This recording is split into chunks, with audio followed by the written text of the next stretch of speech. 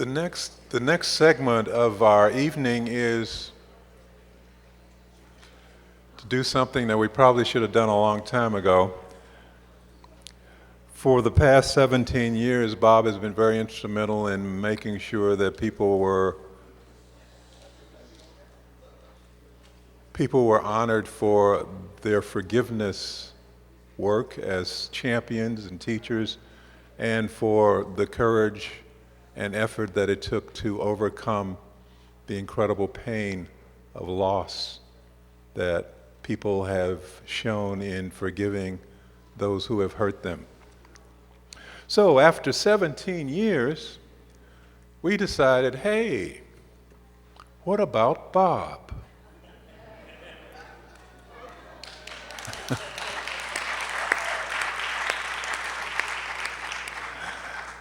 And so that's what we're going to do tonight for his Lifetime Achievement of Forgiveness. Let's talk about Bob and show a video, if you will.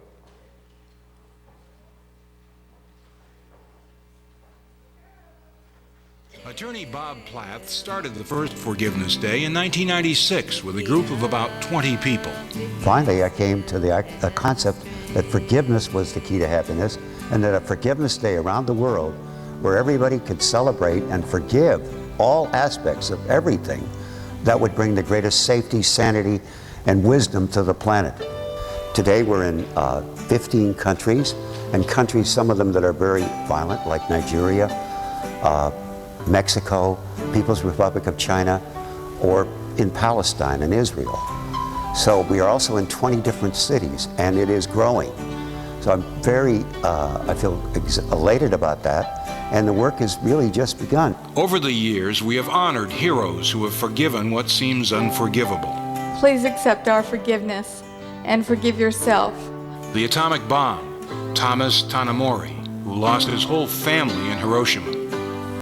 The cruelty of racism, Melba Beals, who as a child helped integrate the schools in Little Rock, Arkansas. Healing between nations like Chief Arvil Looking Horse, or between factions that have been fighting for years. Healing gang violence for inner city youth. We honor champions of forgiveness, those who have preached or worked for forgiveness in the world. Bob launched International Forgiveness Day when he was 70 years old. This year, after 17 years of superhuman effort in which he has convinced the Pope to endorse Forgiveness Day from the Vatican, received recognition by the United States Congress, and brought the concept before the United Nations. For this, we honor Bob tonight with a Lifetime Champion of Forgiveness Award.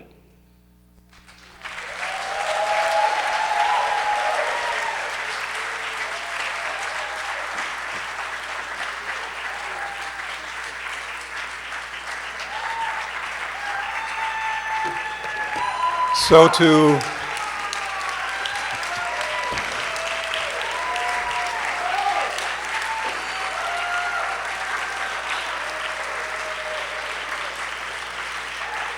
honor Bob and to share with us, we have asked some of the alumni champions to. Well, you're going to get to talk. Thank you. I just want to say thank you for that burst of applause. It felt so good-hearted. I just want to quickly say thank you. Woo! So can we have the alumni please come on stage to share with us? What were they? John Gray, Dr. Luskin, Jerry Jampolsky. Oh, here they come.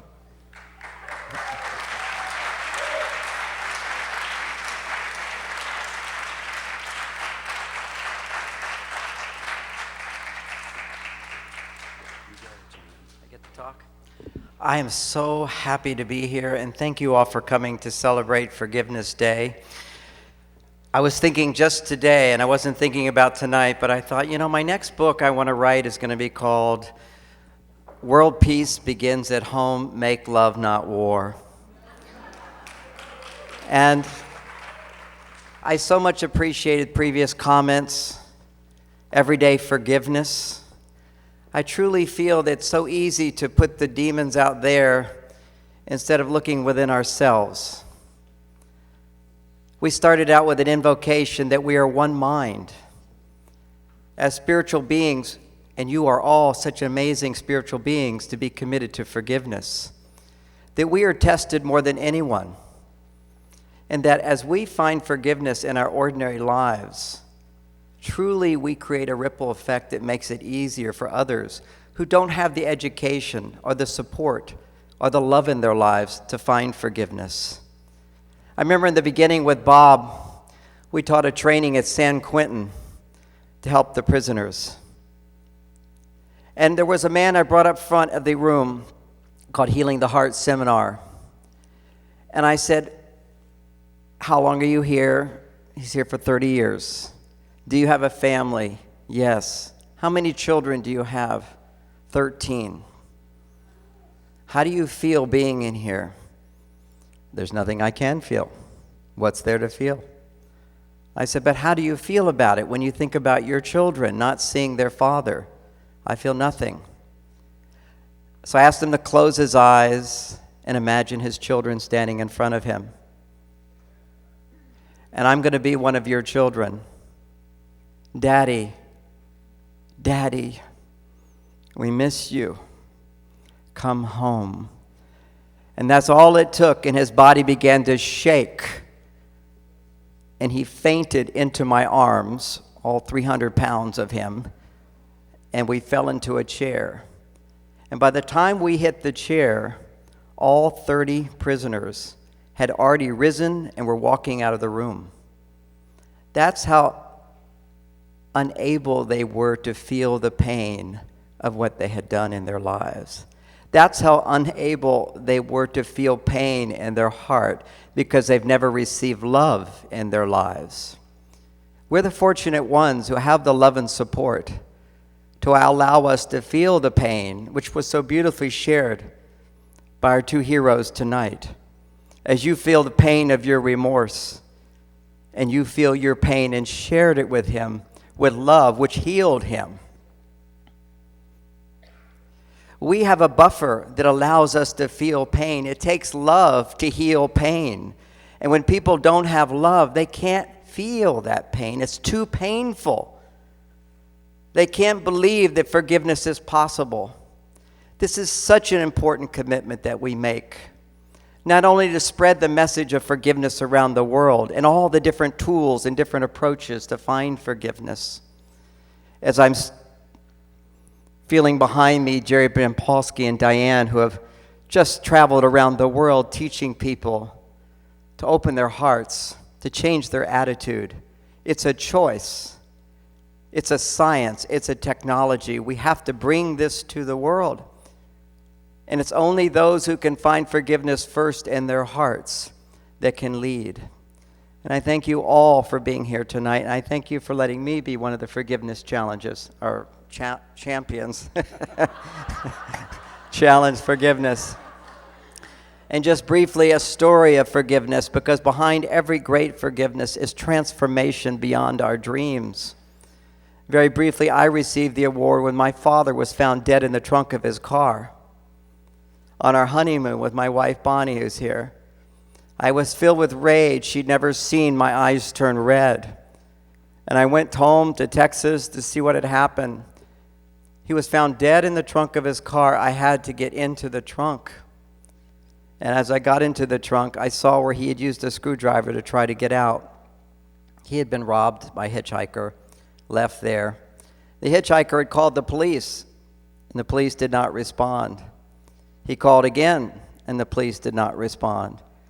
He said, there's some suspicious car on the highway. My dad died of heat stroke. If they'd come, he'd be alive today. He called again, and they didn't return. My challenge was with the police, not just the person who did this. But that's when I committed myself to go to San Quentin and start healing. I needed to know why. Why? What's behind this? And I was able to find that. And that day in the trunk, I got to experience what my dad felt, his pain and his fear. And I reached out my hand where he unscrewed the back light. I reached out my arm, and my family was all on the outside. The trunk door was closed. And as I'm pulling my arm back, my brother on the outside of the trunk said to me, "John, see if you can reach your arm around and push the button." I reached my arm around and pushed the button, and the lid opened. Another tragedy. The tragedy that we all suffer in our lives as we live in our boxes, trying to get out. And when you're in a box trying to get out, you don't think about how to get in. We don't see the other point of view. We don't see the other side of things. And it was that day that I committed myself to helping men understand a different way of thinking, which is women, and helping women understand a different way of thinking, which is men. And created an understanding not based on criticism and blame or trying to change someone, but unconditional love, an understanding and insight that helps us to find forgiveness. And again, we need that understanding and that insight. And very quickly, another moment in my life when my brother committed suicide, my little brother. Then I had to forgive myself. And once again, forgiveness saved my life. Because in forgiving him later on in my life, there was a choice when men-women relationship was going to be purchased by major publishers. And I was so excited a big publisher was going to buy it, but a little distributor right here in Berkeley was distributing the book, and they said, "Can't we keep the book?" And that day, I felt the presence of my little brother Jimmy right there. Somebody had helped me, and had I helped them? So I said, "No, you can keep the book." And my wife said to me, "What are you going to do? You just finished that book. This is your dream to have a New York publisher." And in that moment of forgiveness of myself and my commitment that I learned to help those who helped me, I said, "I'll write another book." And the birth of an amazing book was created in that moment of forgiveness. Men Are from Mars, Women Are from Venus, which has changed my lives and the lives of millions. It all comes from finding forgiveness and forgiving ourselves. And Bob Plath is an angel who has helped all of us. And I thank you very much, Bob.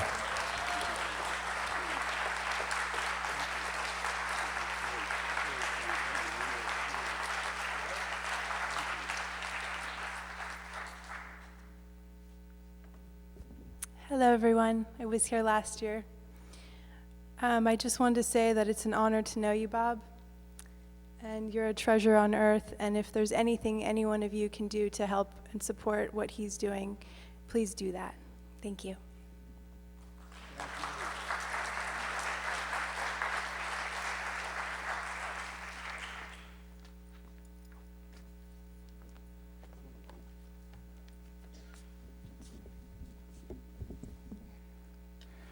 Good evening to you. This is Takashi Tanamori. I am a survivor of Hiroshima, and I'd like to just let you know when President Truman decided to drop the bomb to bring the war to the end, and also he was purposed by using the bomb to establish the permanent peace. I was 8 years old. That morning, fatal morning, on August 6th, I lost 6 members of my family, including both my parents. From 8 years old, although the world hoped for the peace and the war ended on August 15, 1945, but my war only began. For the next 40 long years of my life, the war against the Americans, revenging on the Americans, just started when I was 8 years old. But on August 5th, 1985, finally I found the way to find the peace by learning to forgive. It was 40 long years of my struggles. And the night of the August 15, my father's spirit appeared to me, and he said, my son, you have found the greatest ways to avenge your enemy by learning to forgive." I said, "Daddy, I was only 8 years old. I promise you that I will avenge your death by coming to America, which I did when I was 18 years old. But there I said, my daddy, my daddy. Again, he said, my son, Takashi, you have found the greatest ways to avenge your enemy by learning to forgive. Finally, at that night, I came home, place called peace, through learning to forgive. And Bob Plath, thank you so much for these 15 years since I have known you. You are truly a champion of the forgiveness. Thank you so much.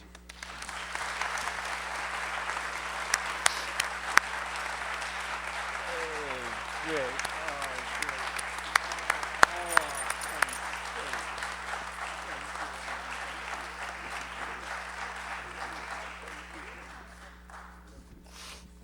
too. Woo. Lots to absorb. Thank you. Love Okay. that. Here's Gerald Jampowski and Diane Hiroshima Sorry, we're having a reunion. Casserone. Thank you, sir. Time. 30 maybe. Keep going. Yes, we have to keep going. Okay, Jerry. We're having a little reunion here. Oh, Jerry. Jerry, Diane, wow. Wow. Wow. I would like to use my time to have a private conversation with Bob. And you guys can eavesdrop if you like. Bob, you and I don't remember, I'm 88, 1 year older than you, but I don't remember what I had for dinner last night, but I do remember you and I met around 1975, 1976. And neither of us had gray hair in those days. And I've really been an admirer of you all the time that I've known you, because you're so different than so many of us that get on the stage. You're very quiet. You have a soft voice.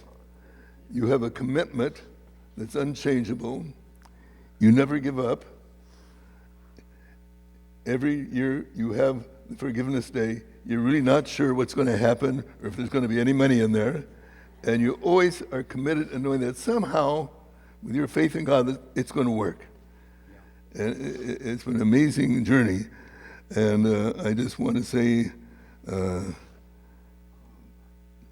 you don't have to have a loud voice to accomplish a lot about forgiveness and love in this world. And you demonstrate that, my friend. And I want to say how much we love you. And I know everyone's here to honor you. God bless you. Well, thank you, Jerry.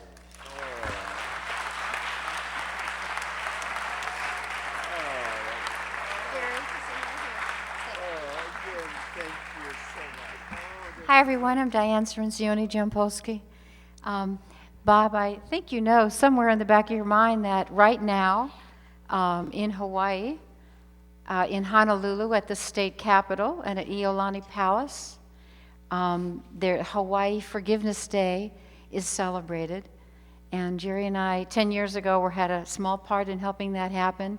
And it was because of your inspiration for International Forgiveness Day that we were able to join partners with people in the beautiful Hawaiian community and create that day. And the reasons we're not here usually is that we're usually in Hawaii on this same day. So you have many kindred spirits and souls doing the same work everywhere.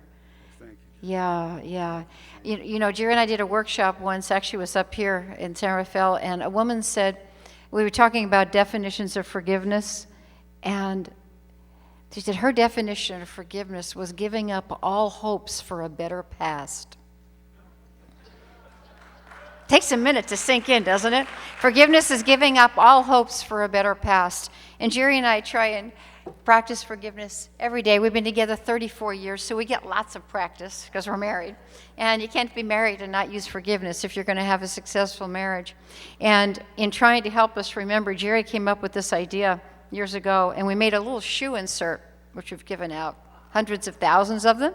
And it's inside, and it says, "May every step you take be one of forgiveness." And it's for healing your soul. Congratulations, Bob. We love you so much.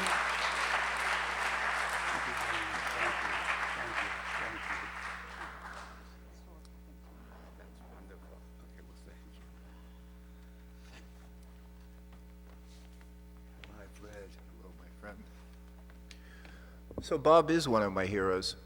Dr. Fred Luskin from Stanford. Thank you. Forgiveness Project. Yeah, Bob is actually one of my heroes. I remember when I started the Forgiveness Project, this was 17 or so years ago, and nobody was interested and couldn't get arrested teaching forgiveness. And there were only a handful of people that I could talk to about that, about what it's like to be promoting something that's not wanted in a certain way. And that didn't stop me, and I can't tell you how many conversations I had with Bob on the phone where I got real inspiration from him for persevering and for continuing to do something I knew was right.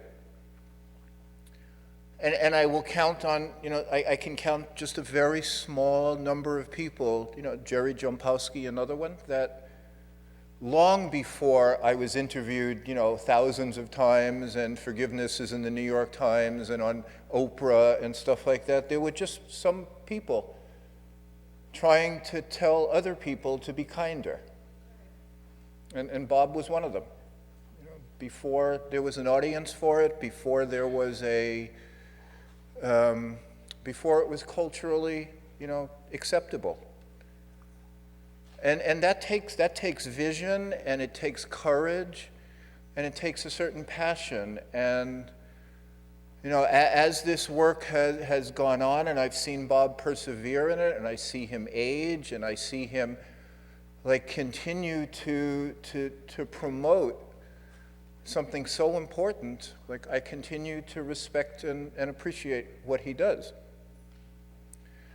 And from my point of view, I think each of us will be called into some account as to whether our lives made some kind of difference here. And I think this is a moment where we're honoring Bob and saying your life made a difference.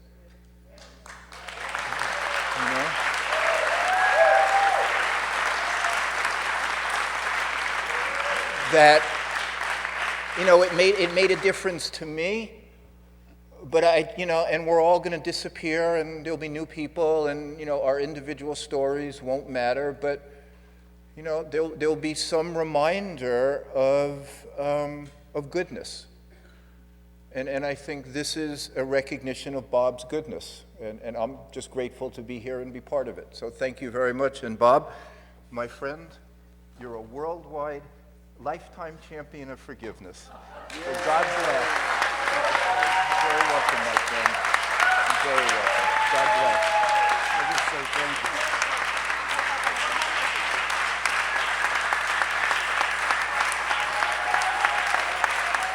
Yeah, would you put that over there? You might want a picture of There are some other heroes of forgiveness out there too. Steve Bachman and Chris Lucas, and not that we were discriminating against them in any way. It's just that we have a time constraint too, because we have a wonderful band coming up, Narda Michael Walden, and I want to turn it over so that we can hear their fantastic music. I am saturated with your sweetness and your love. I could just be it's so hard to let that all in. It just is. Because in my lifetime, I had a hard heart that from my experiences, which was really silly, but I am working on it to this day to come back to true love and closure and sweetness and holding, touching, which are basic things to all human beings and which are necessary to life. So thank you for everything. I really appreciate it. I want to I just don't know how to say more often than I appreciate.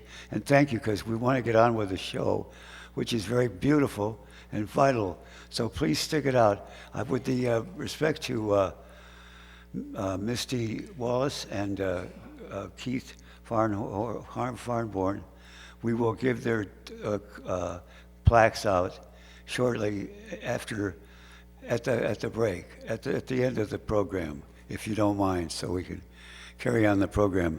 It's not a insult to them at all. I revere what they've done, and they're so fantastic people. Just wonderful to just talk to them.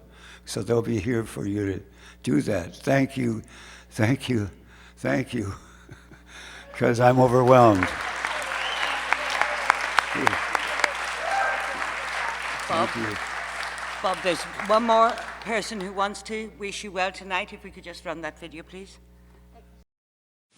Hi, I'm Marianne Williamson, and I'm glad to add my voice to the chorus of celebration of the life and work of Robert Plath. I've known Robert for quite a few years, and from the beginning, we got to have a Forgiveness Day. We've got to have a Forgiveness Day. We all heard it year after year. Yeah, Bob, you're right. We ought to have a Forgiveness Day. Everybody, we all got how important forgiveness was, but this idea of a Forgiveness Day, well, Bob was right, and it has grown in importance, it has grown in meaning and significance. I myself have had some serious forgiveness that's come to me, and that has been a space created for in my own life because of Forgiveness Day, and I know others have as well. So thank you, Bob, for all that you've done for all of us, and I know I speak for how many thousands of people in saying how much I love you. God bless you, Bob.